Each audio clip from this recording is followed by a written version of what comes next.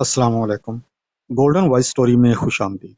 آج کی کہانی میں آپ جانیں گے کہ آخر وہ کیا سچ تھا جسے سنتے ہی ایک جنونی محبت کرنے والی بیوی نے زندگی کی بجائے موت کو گلے لگا لیا۔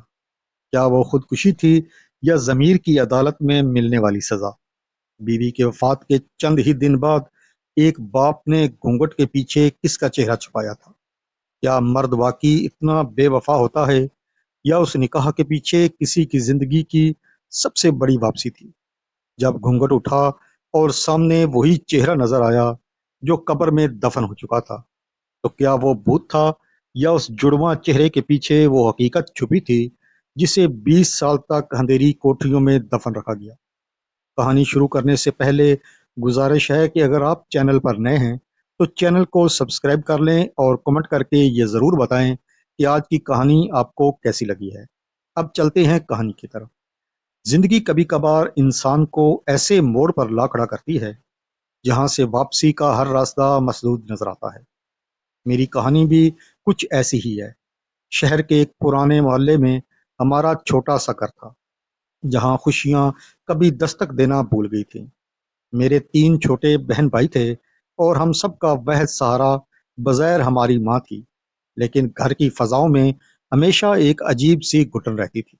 میرے ابا، جنہیں گھر کا سکون ہونا چاہیے تھا، وہ ایک خاموش وجود بن کر رہ گئے تھے۔ وہ نہ کسی سے زیادہ بات کرتے، نہ ہنستے بولتے۔ اکثر وہ رات گئے تک چھت پر اکیلے بیٹھے آسمان کو تکتے رہتے، جیسے کسی کھوئی ہوئی چیز کی تلاش میں ہوں۔ محلے والے کہتے کہ وہ کسی ذہنی صدمے کا شکار ہیں، اسی لیے دنیا سے کٹ گئے ہیں۔ گھر میں جب بھی کوئی ضرورت ہوتی، وہ خاموشی سے پیسے لا کر رکھ دیتے، مگر ان کی آنکھوں میں وہ محبت اور چمک نہیں تھی جو ایک باپ کی اپنی اولاد کے لیے ہونی چاہیے۔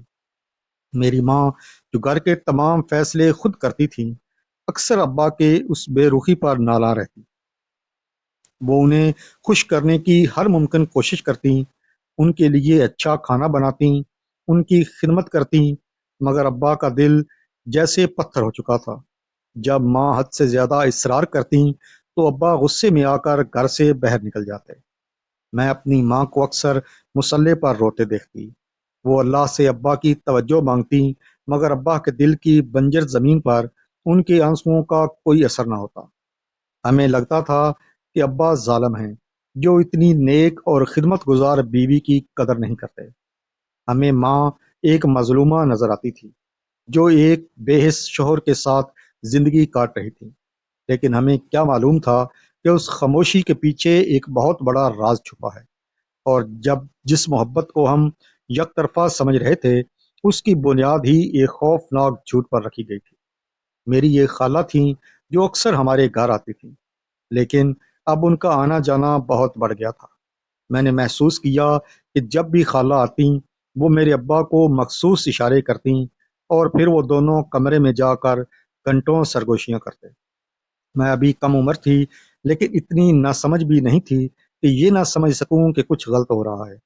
میرے ذہن میں شک کا بیج بویا جا چکا تھا۔ کیا میرے ابا اور خالہ کے درمیان کوئی ناجائز تعلق ہے؟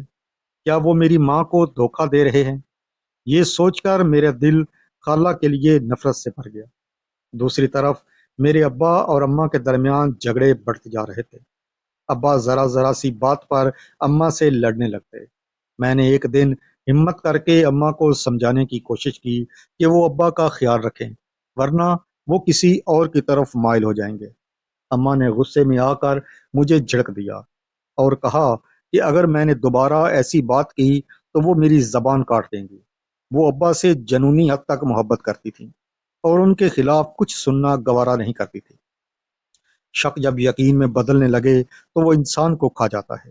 میری ماں کے اندر بھی شاید یہی شک پنپ رہا تھا، یا شاید وہ سچ جان چکی تھی۔ ایک شام جب ابا گھر سے باہر گئے تو اماں نے خود کو کمرے میں بند کر لیا۔ میں نے بہت دیر تک دروازہ پیٹا، انہیں پکارا، اللہ کی قسمیں دیں، لیکن اندر سے کوئی جواب نہیں آیا۔ جب پڑوسیوں کی مدد سے دروازہ توڑ کر ہم اندر داخل ہوئے تو وہاں میری ماں کی بے جان لاش پڑی تھی۔ انہوں نے زہر پی کر اپنی زندگی کا خاتمہ کر لیا تھا۔ میرے پیروں تلے سے زمین نکل گئی۔ میری ماں جو میری کائنات تھی وہ ہمیں تنہا چھوڑ کر جا چکی تھی۔ مجھے پورا یقین تھا کہ اس موت کے ذمہ دار میرے ابا اور میری خالہ ہیں۔ اماں کی موت کے بعد ابھی ان کی قبر کی مٹی بھی گیلی تھی کہ خالہ نے دوبارہ ہمارے گھر آنا شروع کر دیا۔ محلے والے اسے ہمدردی سمجھتے تھے، لیکن میں جانتی تھی کہ یہ میری ماں کے قاتل ہیں۔ میں ابا کے پاس بیٹھنا بھی پسند نہیں کرتی تھی۔ میرا دل کرتا تھا کہ میں چیخ چیخ کر دنیا کو بتاؤں کہ انہوں نے میری ماں کو مارا ہے۔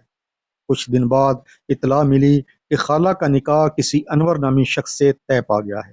میں حیران تھی کہ اگر وہ ابا کو پسند کرتی تھی تو کسی اور سے شادی کیوں کر رہی ہے۔ لیکن سب سے بڑا دھچکا اس دن لگا جب خالہ کے نکاح کے ساتھ ہی یہ اعلان ہوا کہ میرے ابا نے بھی نکاح کر لیا ہے۔ میں غصے میں تلملا اٹھی۔ میری ماں کو مرے چند دن ہوئے تھے اور ابا نے دوسری شادی کر لی۔ میں اس نئی ماں کو دیکھنے کے لیے ان کے کمرے میں پہنچی۔ میرا ارادہ اس عورت کو ذلیل کرنے کا تھا۔ میں نے جیسے ہی کمرے میں داخل ہو کر اس دلہن کا گھونگھٹ اٹھایا، میری چیخ نکل گئی۔ وہاں کوئی اجنبی عورت نہیں بلکہ میری اپنی ماں جیسی دکھنے والی ایک خاتون بیٹھی تھی۔ میں کانپنے لگی۔ اماں، کیا تم زندہ ہو؟ تبھی ابا کمرے میں داخل ہوئے اور انہوں نے مجھے گلے لگا لیا۔ وہ خاتون جو ہو بہو میری ماں کی طرح تھیں، انہوں نے روتے ہوئے سچ بتانا شروع کیا۔ میں تمہاری ماں نہیں ہوں میری بچی، میں تمہاری ماں کی جڑواں بہن سلطانہ ہوں۔ حقیقت یہ تھی کہ برسوں پہلے سلطانہ خالہ اور میرے ابا ایک دوسرے کو پسند کرتے تھے اور ان کا رشتہ طے تھا، لیکن میری ماں جنہوں نے خودکشی کی وہ بھی ابا سے محبت کرنے لگی تھی۔ اپنی محبت حاصل کرنے کے لیے میری ماں نے ایک ایسی سازش کی جس نے سب کی زندگیاں تباہ کر دی۔ انہوں نے سلطانہ خالہ کو ایک حادثے میں مردہ قرار دلوا دیا اور خود ابا سے شادی کر لی۔ ابا کو برسوں تک یہی لگا کہ ان کی منگیتر مر چکی ہے، لیکن حقیقت میں میری ماں نے اپنی سگی بہن کو ایک جھوٹے الزام میں جیل بھجوا دیا تھا۔ خالہ نے برسوں قید کاٹی۔ جب وہ رہا ہو کر واپس آئیں تو انہوں نے ابا سے رابطہ کیا اور انہیں سارا سچ بتایا۔ وہ جو اشارے بازی اور خفیہ ملاقاتیں تھیں، وہ دراصل اس سچ کو ثابت کرنے اور میری ماں کے مظالم کا پردہ چاک کرنے کی کوشش تھی۔ میری ماں کو جب احساس ہوا کہ اب ان کا سارا جھوٹ سامنے آ جائے گا اور وہ دنیا کو منہ دکھانے کے قابل نہیں رہیں گی، تو انہوں نے ندامت اور خوف کے مارے خودکشی کر لی۔ ابا نے سلطانہ خالہ سے نکاح کر کے انہیں ان کا وہ حق دیا جو برسوں پہلے ان سے چھین لیا گیا تھا۔ یہ سب سن کر میری روح کانپ گئی۔ جس ماں کو میں مظلوم سمجھ رہی تھی وہ دراصل ایک ظالم نکلی، اور جنہیں میں قاتل سمجھ رہی تھی وہ خود مظلوم تھے۔